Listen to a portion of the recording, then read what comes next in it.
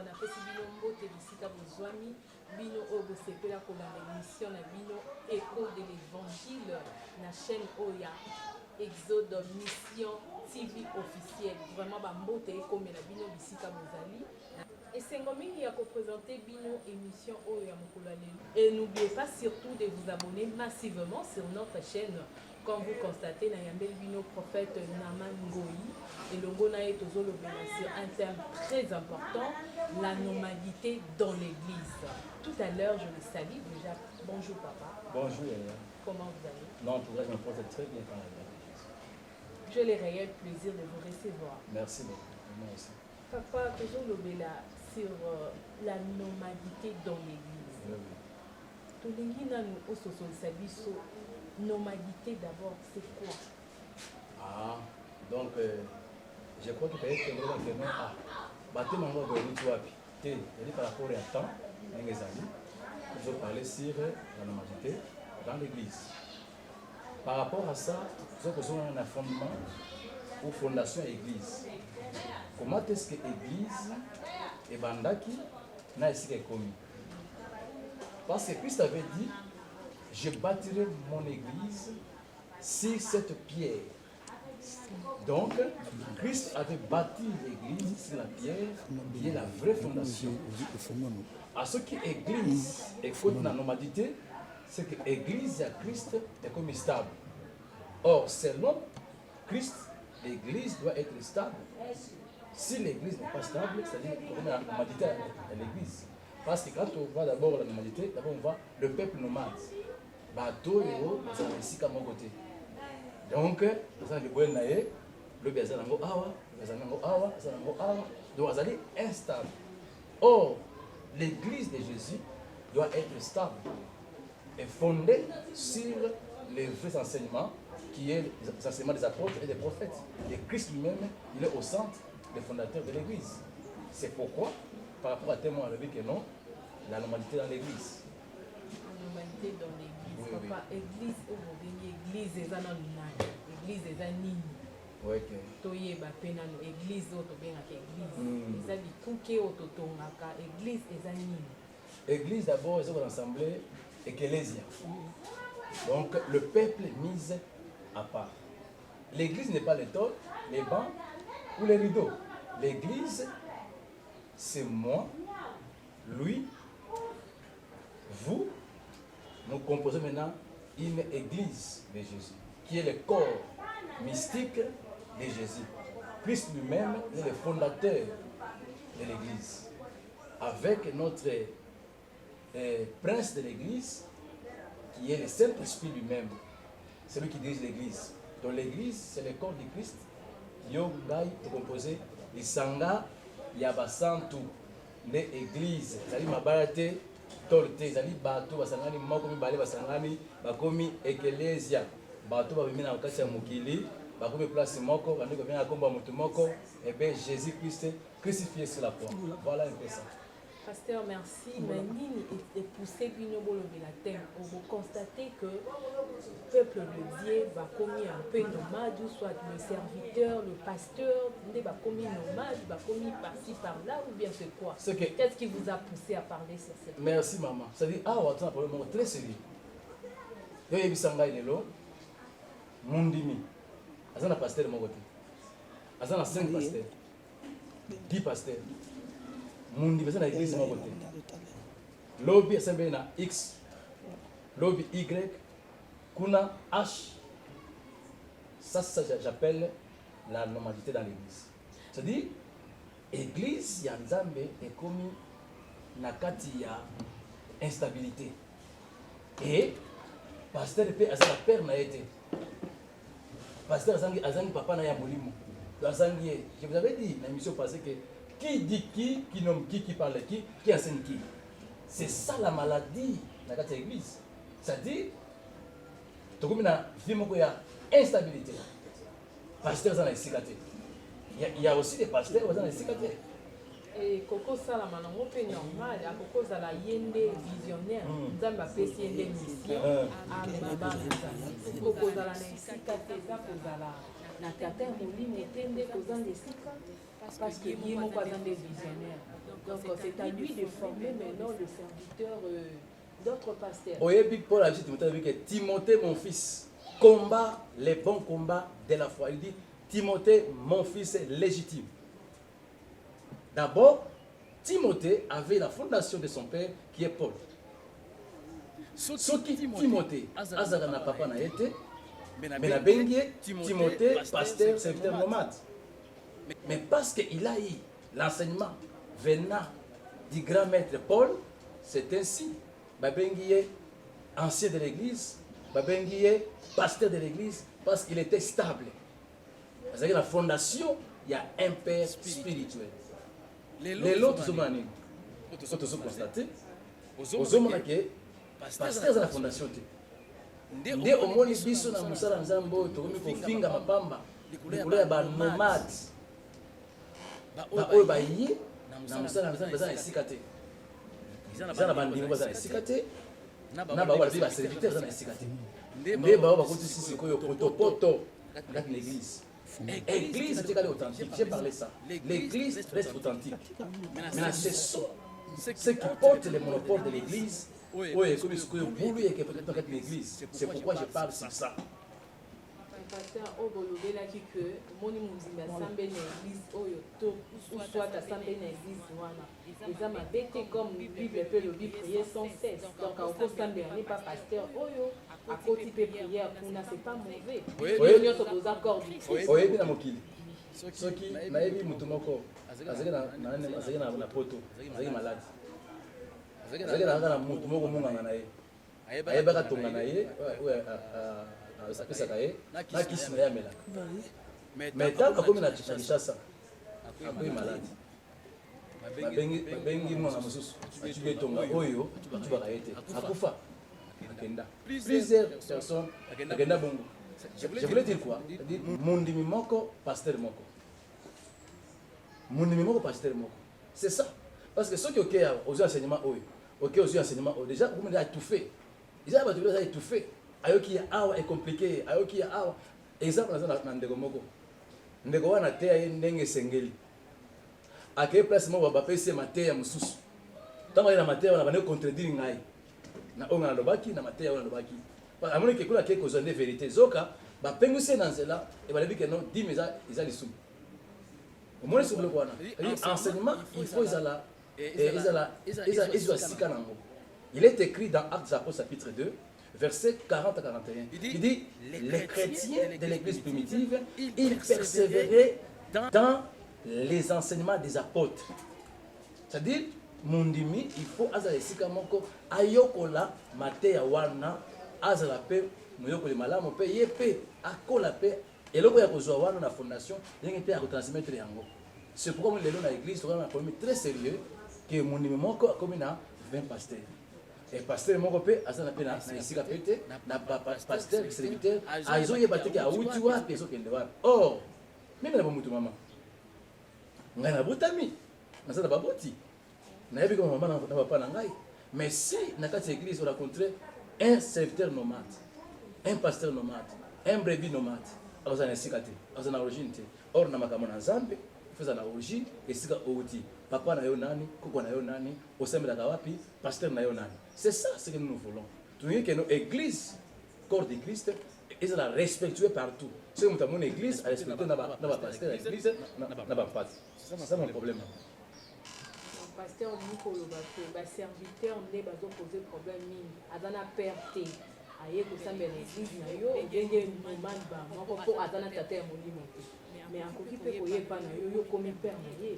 Au former ye pe akomi pe le pasteur pe malonga de soi ba. Ça peut arriver, ce n'est pas dire qu'il faut avoir une origine, il faut abîmer la carte. À côté, il y a des vers, il faut former. Ça peut arriver. Oyebi, nous avons la confusion dans l'église.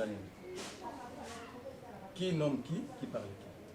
C'est-à-dire, nous avons un serviteur, nous sommes un serviteur. Mais à ça, à comment serviteur par défi? aza na kati ya ignorance mayebi te. Oh, je t'avais dit que non, on connaît pas à demander. Na mboka na biso bato bazangi nde molimo ya koyoka na koyokola. Ndewe bango bazangi. Soki moto ayebi molimo azali na esprit wana ya koyokola ke apprendre na moto oyo ayebi makambo tozala nango te. Parce que ebele baza comprendre te ke epai ya moto wana peut bénéficier un plus. Or les anglophones bayebaka te no epai ya moto so na kei na babénéficie nous a un plus. Mais culture na biso ya bafrancophone eza bongo te. Surtout mingi na Kinshasa mama.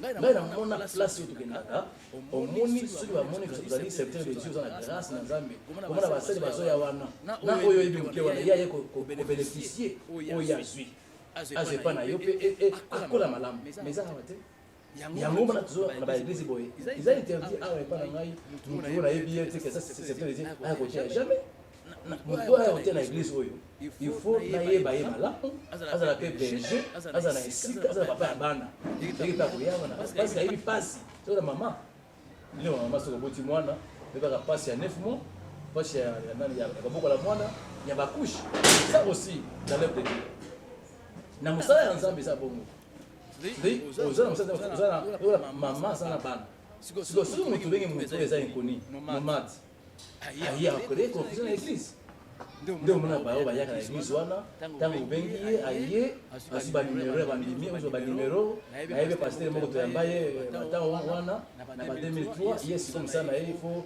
azwi banimero ya bandimi akela bandako na bango osala bapriere osala baoffrande tout ça et Nzambe akonfunda ye. C'est ça la normalité dans l'église de Jésus. Pasteur, c'est que dans mon église, il y a ba inconnu te awa serviteur ya libanda awa te ngamu pourquoi bino na bino ba serviteur de Dieu pourquoi pas o ya marabango et puis au tala que o azama la mo azama to mais qui un peu ko balancer ce n'est pas pour éviter wana ce n'est pas maman quand ce n'est pas bien que non mosali les mosali ya solo non au moins la 34% na mosala Nzambe toyamba na yamba basali ya ndenge na ndenge nayamba pasteur moko na église na 2003 aye na église abaki koteya na église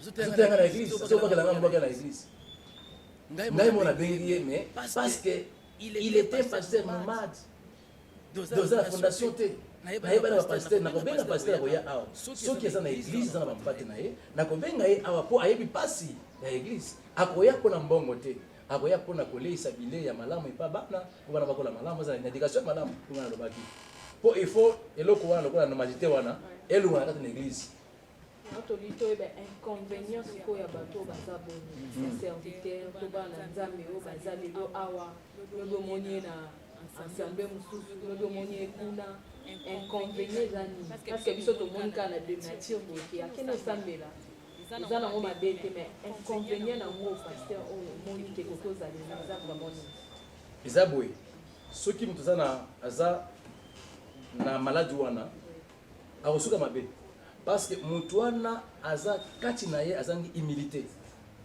eza na ye te alors aza na respect te parce que ayebi ke ngai nazala na esika te soki nake awa nasali mabe bakomona ngai te soki nake awa nasali mabe bakomona ngai te donc place oyo akokende wana akobebisa akoreye bulu ete esika wana mais na suka eza nini suka akozonga mopagano akotika oui akozala incrédule je vis dans ce chemin que je vois nasi namona bato ebele na chemin oyo kozonga na mokili c'est kozonga obanaki azalaki na bible après azongi sikoyo azongi esika na ye esika autaki okomona mosusu azalaki mpate banda kosambela suka azongi baoyo ya bongo banormalité wana banomade suka bazongaka na esika bauta bayaka ndeko chat potopoto kati na église po église ebeba témoignage ya Christ na église ebeba c'est pourquoi ndeko ne malade respect esili na makambo na Nzambe respect ebebake no oyo aza pasteur oyo serviteur eza suite tebite ke no oyo aza mokolo aza mwana moke confuse ekuti oh l'église doit mettre ça en place ya koyeba ke oyo azali mwasi ya motu oyo azali pasteur na ngai oyo azali leki na ngai ya na ngai mais soki respect esi na église yango ozomona na moto oyo akofungola monoko te alabaleka bapasteur bapasteur boye c'est pourquoi je parle sur la normalité dans l'église. Il faut élongwa. Ce qui est longwe, l'église est sanctifiée et purifiée. Tout ça sans problème. Pasteur, c'est quoi ton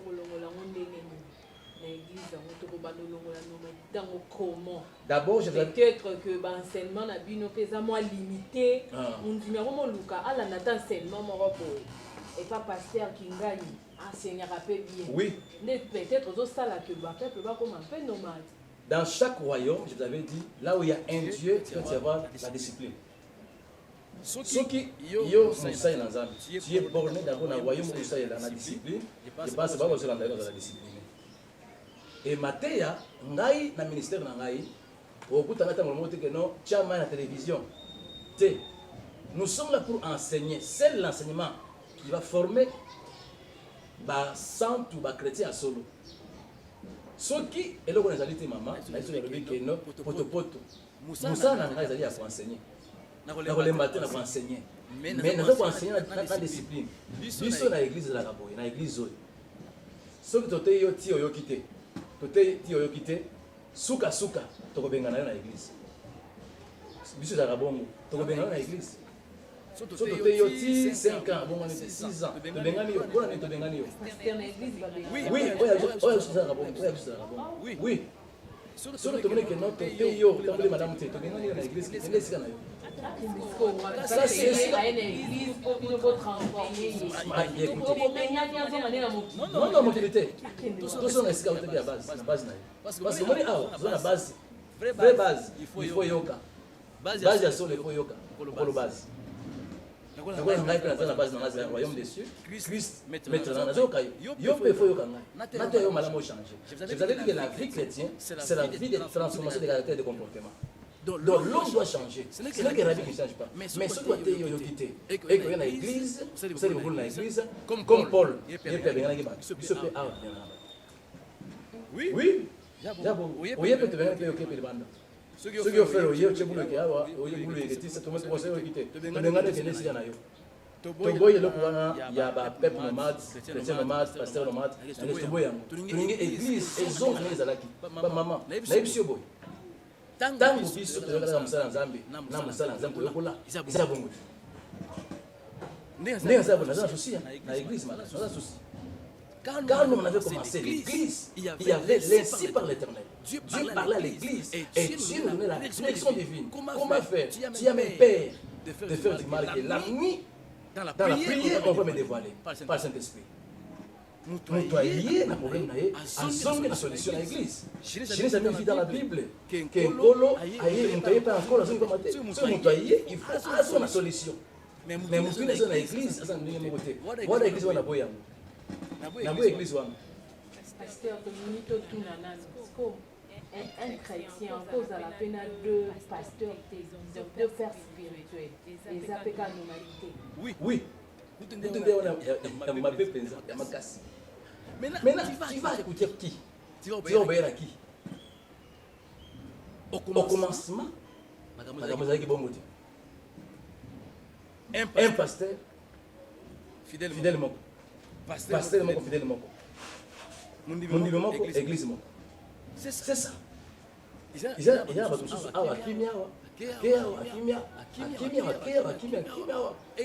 donc, vivre aussi dans la vie, tu ne peux pas réussir par les fraudes. Non. On réussit dans la vie, dans la vérité. Dès que la vérité. Même tu réussir bongo. Bampate ya bongo. Batu ya bongo, finalement, à bongo. La fondation. Parce que c'est impossible. On a mon pasteur, c'est le pasteur 4. Extérieur aux anabassélites, c'est céline au dispatcha que Cyril est tel ou un doigt tuteur dans vos boy. Cyril ils ont une communauté. La meilleure communauté. C'est que je joue dans la émission passée avec Yannick Zaboé. Tout ça n'a pas on a formé, on va aussi pas dans les bango fait baza qu'on a même éducation, même discipline, c'est au marché. Parce que Moutou akolo na oya kolonda kobuka onga na loni tena kobuka c'est la pesi bana onga na zanango bango pe bakoyo ko sabana na bango bongo ce n'est pas que ceux qui mutu na mwana ngaza na par exemple na debonom kuna asa na bana wana baza bana o baza bakoko na ngai Donc oyo ezoki pa na ngai yenge pe akotransmettre pa bana ye wana za na ba pasteur 4 5 te wana zali bana oyo ye pe aboti na mosala nzambe wana bopesa biso pasi parce que tout le monde a une évolution catholique aza par exemple na matete omoni église catholique mo eza te eza na nsima ndako na koti na asambeli mais bino sikoyo moi pasteur azala na epene quand tu es obligé donc de quitter Mandeli jusqu'à aller là-bas et epene là-bas polandaka papa molimo le père ke okoma nomade olobi bien église catholique et si tu vas bien que catholique ezalaka ndenge nini mpo nayebi yango très bien église wana mpe ninga yango mingi c'est-à-dire mateya ezalaka yango moko euti na Rome oyo bakoteya awa na nini na matete bakoteya na lemba bakoteya na bandala partout na bapasi nyonso mateya kaka moko soki eza Luc chapitre 15 okei na matete Luc chapitre 15 mundimi wana sembe azali mundimi aza mundimi ya église catholique nde aserve na lemba akoti na église ya lemba nini ya église na bango awiki na mateya kaka moko ya mokolo wana ya Luc chapitre 21 soki ezokoleka Luc chapitre 21 nde akokutama akokende esika ake non. C'est-à-dire, je voulais dire quoi? C'est-à-dire, par rapport à la stabilité. Ceux qui, par exemple, ngana naza na mpate awa aka na Lubumbashi kuna okende kuna ifo kota église biso eza na Lubumbashi akoti kuna ezali ezangi te est-ce que l'église de ça awa ekendaka na partout mondimi okolonga donc yo bandi na fondation awa nano epandani comme mondimi opesa ngana biso alobi boye par rapport à ndenge ozoba bien yoka soki moto abimi awa mopane place nazolobela soki moto abimi awa na église ekake na France ozali mwana na ngai na conduire ye ntango okende wana owuta pasteur tel ce que je vois c'est quoi ce que je ne sais pas c'est quoi lobi azali awa lobi kuna azali awa lobi kuna na x lobi na y lobi na h ça l'inconnu mais soki moto azovoyage par exemple azovoyage nesi naza na bana awa alingi avoyage tona barelation avec nord awa ozokende soki omona église tel soki ozokende na est tala pasteur mpe moko aza kuna sembela place wana mpe na kati ya ndenge biso toyokola babenga pasteur feno pasteur kabaangela collège aza na mwana moko azoya kuna atoko ya maye aza mwana na ngai usoki bongo te église aza kuna te avec non soki okende na église wana kuta na église oyo basambelaka boye ce qu'on ne fait pas c'est quoi tozoboya nde motu moko aza na baéglise 15 20 30 2 4 6 azala mateya malamu te azala étouffé na mateya akompana malamu te akota na kati ya libulu oyo enseignement ya soda ekobima tozala na difficulté makasi ya korassembler bavrai chrétien kati na église yango wana normalité na kati na église nani pasteur opesa message kasi na bandeko nyonso oyo baza na bacomportement bongo ti lelo opesa bango message esengeli tosala ndenge nini epuis mpo tolongola mpe nomadi ntango na église esengeli tosala nini nalingi mpe adresse na oyo nyonso tu bazolanda biso ya liboso oyo nazobona bato ozolanda ngai na moma oyo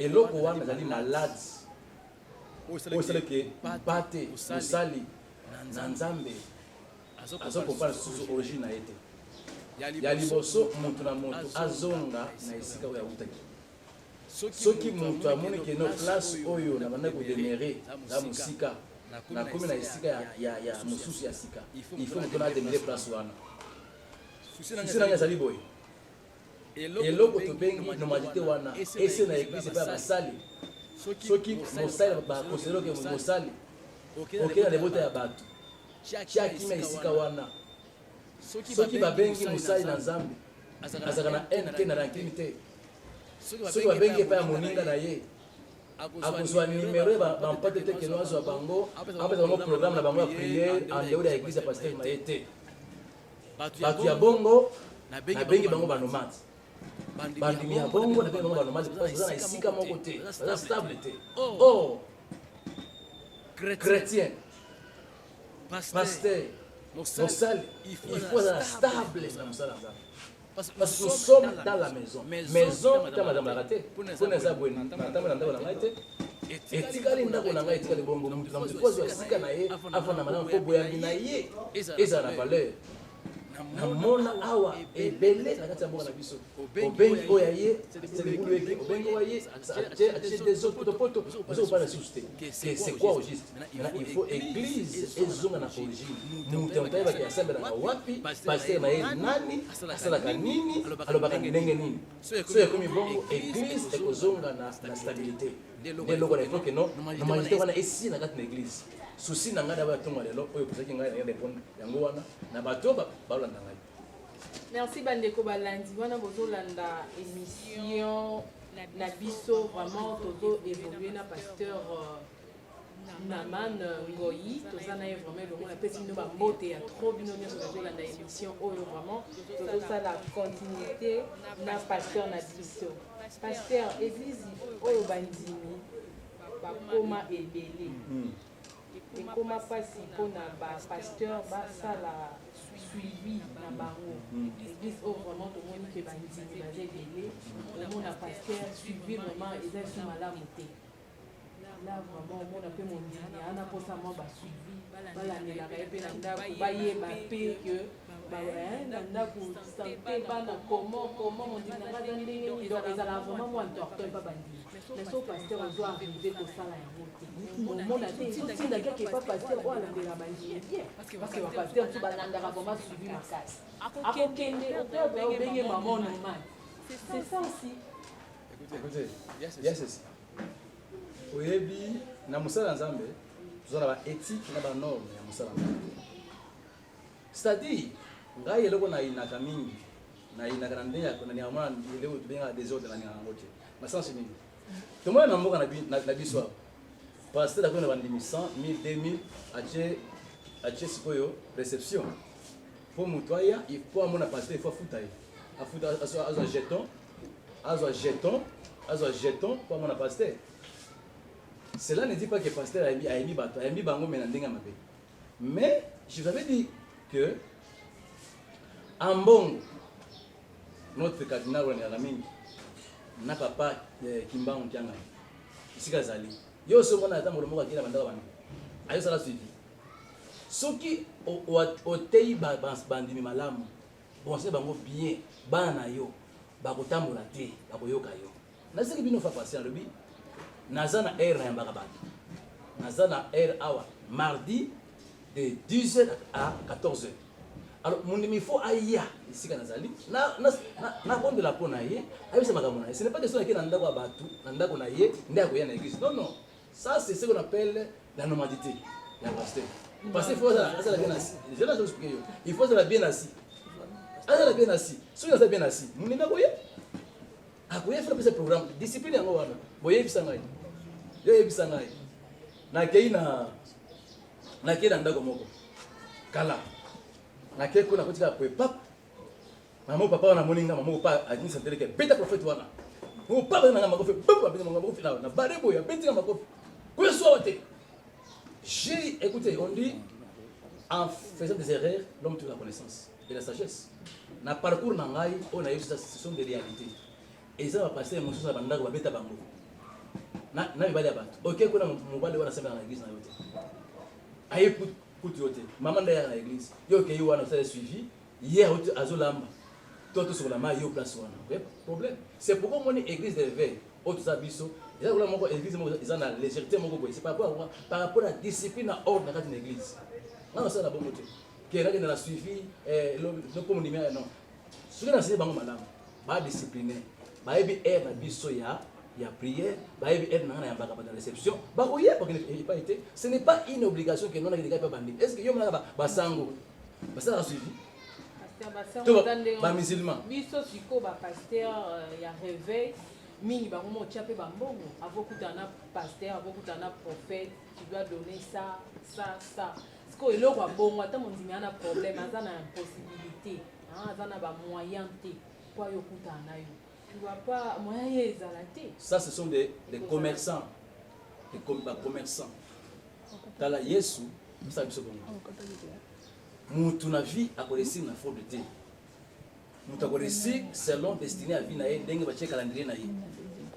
Na ministère na ngai na check loko wana te que non na check carte réception pour mon ngai il faut non ezali manque d'éducation nazali pasteur normal te pour habiter pour naza poser nayebi ke na vandi naza stable nayebi za musala na ngai na ko chouette na ko laisser nango na ko samba mbango te po papesa ngai boye la réception na yamba batu boye po baza non naza stable nayebi ke un jour nzamba pambola ngai mais il faut na sala musala oyo na bosolo soki musala ekuta na bosolo nayebi so boye eza na basine mona ko kusayo soki nzamba bengi mutu musali akozala na kimi na motema na ye azala motema piu azala mbango te soki na bandi kokreba makambo moko na sumba cheton sumba mouchoir sumba boye non wana ça c'est suspect Nzambe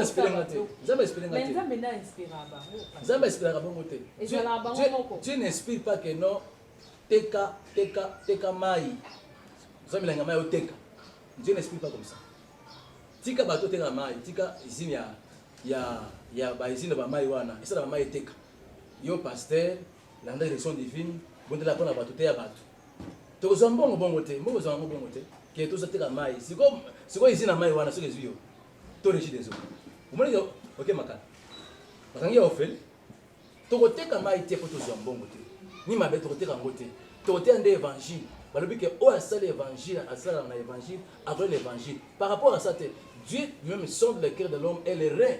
Les gens viendront nous bénir par rapport à notre travail. Ce n'est pas que tout ça dans ma mécanisme moko boye. Na mwana mboko maman. Bato bateka ba mai, ba bidon ba mai, ba 15 litres, ba misa bato ba mai, baza wapi. Église kangama, na bombe ba kangama. Na mboka oto mwana ngo. Mwana pasteur là ko na jeep, ateki mai ya ateki ka moi 1000 bidons. Maman sur mon jeep. Tu as ateki mai moko 10 et comme de 40 sur moto. Mais c'est des fraudes. Ba église oteka ba mai wana zawa. Ce sont des commerçants nomades, c'est la normalité. Ils ont un chemin la vérité. On a vu ce mot. Donc ça le mécanisme était. Na oyo na ina so ya suka yango. Oyebi to ko manipuler batute. Na ndenge nini. Na sala mini expérience na ba télévision. Mutu moko télé na télévision avec azali Moussa na azali prophète. Babengi. Allô. Voilà, comment c'est Karim? Oh papa, moi on est bon qui il y a éthique pastorale, on pas éthique pastorale avec les pasteurs nomades. Bon et bungi, bon et bungi. D'abord tu crées la confusion dans cette famille là. Nazoka malade, malade moi le ça ça na passe. Muto ça yo bon val na yo. Tu crées la confusion dans les familles d'autrui. C'est le manque d'éthique maman. Sur les pasteurs nomades ba kotika biso na musala nzambe. Mais ceux qui ont bien un numéro, il faut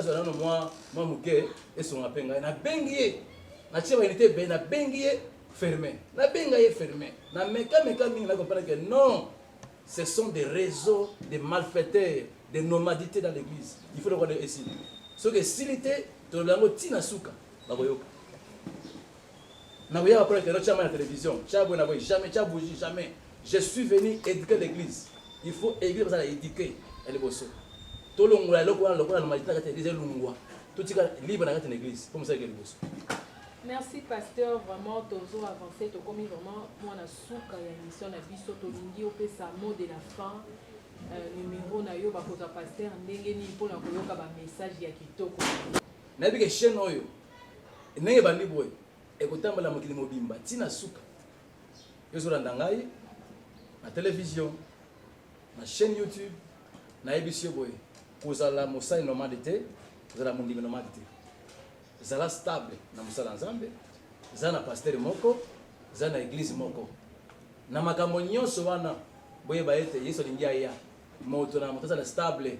Yesu akoya ya solo. Izana mokolo moko l'année passée, le 2 novembre, l'année passée. Na moni eloko moko na banga nzambe mokolo wana na lela ma ya misu. Dans la Bible, uti na mabele, ezo matara mapata ekote kangami. C'est que Yesu alingia ya. Église, il faut ezonga, ndenge il faut ezala. Yango souci na ngwa na ye awa po na chelo bujite, na chelo maite. Mais na ye awa na zongi sayo, na origine na yo. Mutu moko te aiba vie chrétienne na yo. Ozonga na vraie parole. C'est ça. Mon engagement. Pasteur numéro contact, c'est bien pasteur Naman. Oui, numéro prophète Naman, ils allaient 0 82 0490 776 Prophète Naman Ngoy. Kaka mongo uza na WhatsApp, mongo uza na Facebook. Voilà un peu ça. En tout cas, la ligne on a besoin de s'abonner vraiment massivement. Tout est bien qui finit, mes chers fidèles téléspectateurs. Merci Nabi qui vous a qui est belé vraiment pour la émission Nabino Écho de l'Évangile. Nanzela ya chaîne Nabiso Exode Mission TV officielle. Vraiment là, je vous invite de vous abonner massivement sur notre chaîne. Je salue vraiment les sacrificateurs Francis Légerme, Papa Bambote et Komela et le Ronald Bota. Retrouvez-moi prochainement. Ciao, ciao.